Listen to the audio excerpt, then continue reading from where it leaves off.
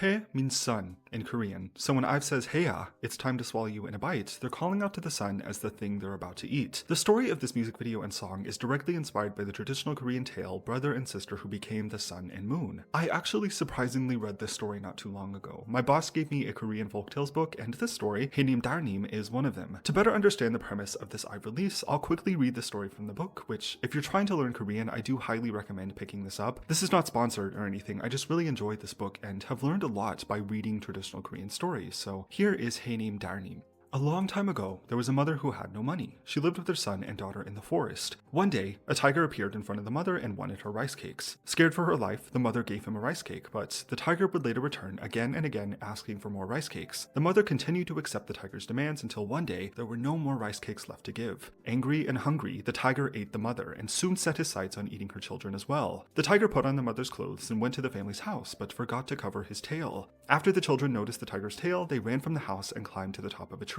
The tiger tried many ways to climb the tree, but was tricked by the children and wasn't able to. When the tiger attempted to cut down the tree, the children prayed to the heavens and ropes were sent down from the sky for the both of them to climb into the heavens and away from the tiger. Witness to this, the tiger then prayed to the heavens as well, asking for a rope to be sent down to him. Another rope descended. The tiger grabbed onto it and began to climb, but the rope was so rotten that it broke on his climb into the sky, sending the tiger to fall back to the ground to his demise. The children remained in the heavens, where they became the sun and the moon. The son, Darnim, became the moon, and the daughter, HEYA, became the sun. IVE tells this story in their song HEYA, but oddly assumes the role of the tiger, the antagonist in the story and the villain who ultimately dies due to his own greed. Poised as a love song without context, I think all of this represents the sentiment behind the album title Switch. HEYA is built and seems like a love song via the lyrics, but really isn't a love song at all. It rather sees IVE attempting to manipulate and conquer the sun, but is that actually what they want to show us here? I believe the role of the tiger in IVE's story is actually the people who hate them, and IVE presents us this story to convey the lesson of the tiger who dons a disguise to trick them. IVE are actually the children who became the sun and the moon, yet switch the narrative to represent the folly of the tiger trying to eat them,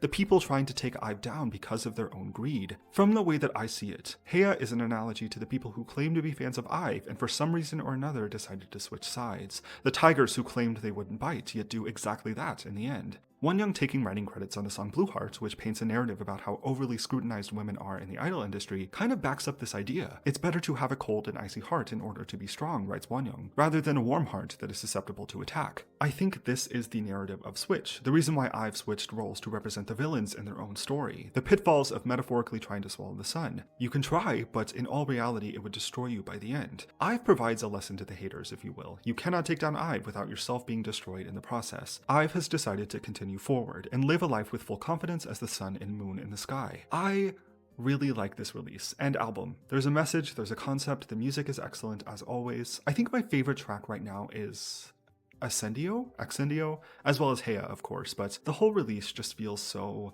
refreshing. Honestly, this has been quite a tumultuous time in K-pop as of recently, and I'm really glad that IVE has come back to save us from a bit of that chaos. I think IVE Switch expands their narrative in a surprising, certainly, but meaningful way. They are steadily establishing themselves as a group who don't stay in the same place for very long, and the new territories they explore are always meaningful and very well thought out, which makes, to me, each release so impactful.